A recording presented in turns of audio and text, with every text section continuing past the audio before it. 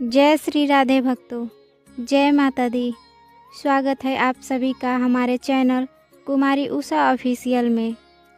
भक्तों, आज शुक्रवार है, वह पावन दिन जो सुख, शांति और संतोष की देवी माँ संतोषी को समर्पित है। कहते हैं कि जिस घर में संतोषी माता की कथा गूंजती है, वहाँ से दरिद्रता, कलह और अशांति कोसों दूर भाग जाती है। आज के इस भाग दौड़ भरे जीवन में हम सब कुछ पा लेना चाहते हैं, लेकिन संतोष भूल जाते हैं। माँ की यह कथा हमें धैर्य और विश्वास की शक्ति सिखाती है। तो आइए पूरी श्रद्धा और शांत मन के साथ श्रवण करते हैं संतोषी माता की व्रत कथा। प्रेम से बोलिए संतोषी माता की जय। प्राचीन काल की बात है। एक बुढ़िया थी, उसके 7 बेटे थे। 6 बेटे कमाऊ थे, जबकि 7वां बेटा निकम्मा था। बुढ़िया 6 बेटों के लिए अच्छा भोजन बनाती थी, लेकिन 7वें बेटे को उनकी बची कुची जूठन ही खाने को देती थी। 7वां बेटा भोला था, वह इसे अपनी माँ का प्यार समझकर खा लेता था। एक दिन उसने अपनी पत्नी से कहा, देखो माँ मुझे कितना प्यार करती है। पत्नी समझदार थी, उसने कहा, स्वामी यह प्यार नहीं बल्कि आपके भाइयों की जूठन है। अगर विश्वास न हो तो आज भोजन के समय जाकर देख लेना। बेटे ने वैसा ही किया। उसने देखा कि माँ ने सचमुच उसके भाइयों की थालियों से बची हुई जूठन ही उसकी थाली में डाली है। उसे बहुत दुख हुआ। उसने उसी क्षण घर छोड़कर परदेश जाने का निर्णय लिया। जाते समय उसने अपनी पत्नी से कहा, मैं धन कमाने जा रहा हूँ, अपना ख्याल रखना और धर्म का पालन करना। वह उसे अपनी एक निशानी अंगूठी देकर चला गया।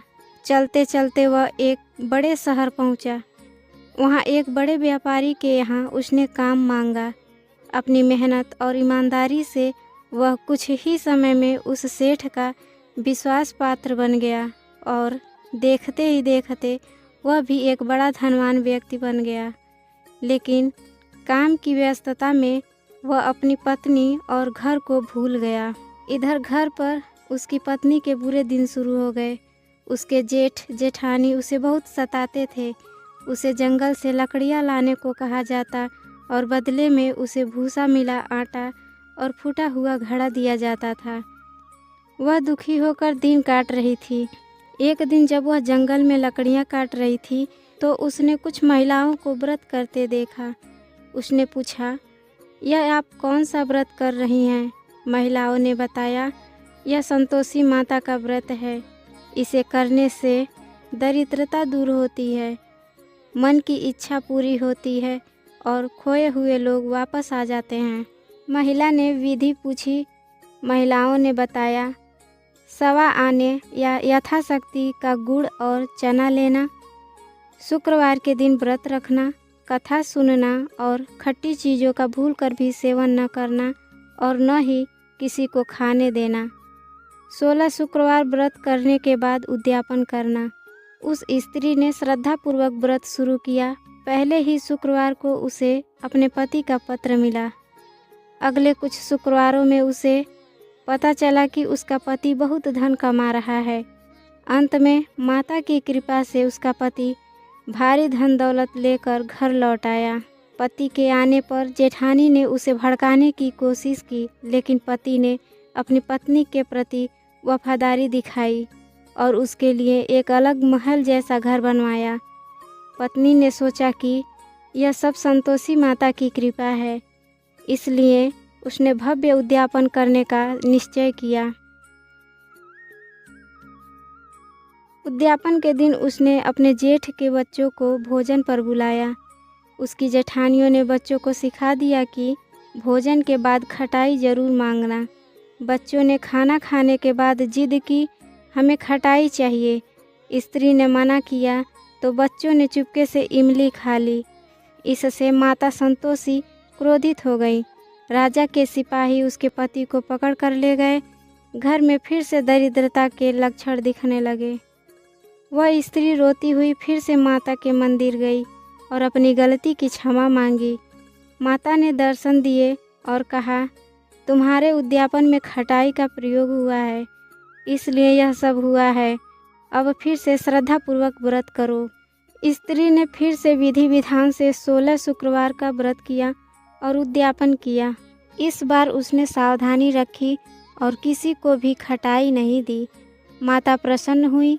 उसका पति जेल से छूटकर वापस आ गया। कुछ समय बाद उसे पुत्र रत्न की प्राप्ति हुई। पूरा परिवार धन धान्य से भर गया। अंत में उसकी जेठानियाँ और सास भी माता की महिमा देखकर उनकी भक्त बन गई और घर में सुख शांति का वास हो गया। कथा संपूर्ण हुई। प्रेम से बोलिए संतोषी माता की जय। भक्तों, संतोषी माता का व्रत शुक्रवार से शुरू किया जाता है। आप अपनी इच्छा के अनुसार 16 शुक्रवार या 31 शुक्रवार का संकल्प ले सकते हैं। व्रत शुरू करने के लिए सुबह जल्दी उठें, स्नान करें और साफ कपड़े पहनें। इससे पहले कि हम विधि जानें, सबसे ज़रूरी नियम जान लीजिए। संतोषी माता के व्रत में खटाई जैसे नींबू, दही, इमली, आम या अचार का सेवन जहर के समान माना गया है। व्रत करने वाले को खट्टा नहीं खाना चाहिए, खट्टी चीज़ों को हाथ नहीं लगाना है और न ही किसी को परोसना है। यहाँ तक कि आपके घर में भी उस दिन खटाई नहीं बननी चाहिए। अगर घर का कोई भी सदस्य खटाई खाता है तो आपका व्रत खंडित हो सकता है।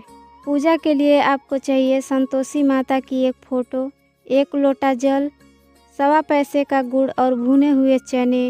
1.25 का मतलब है अपनी श्रद्धा अनुसार 1.25 पाव या 1.25 किलो, फूल, अक्षत, धूप और 1 घी का दीपक। अब ध्यान से सुनिए कथा कैसे सुननी है।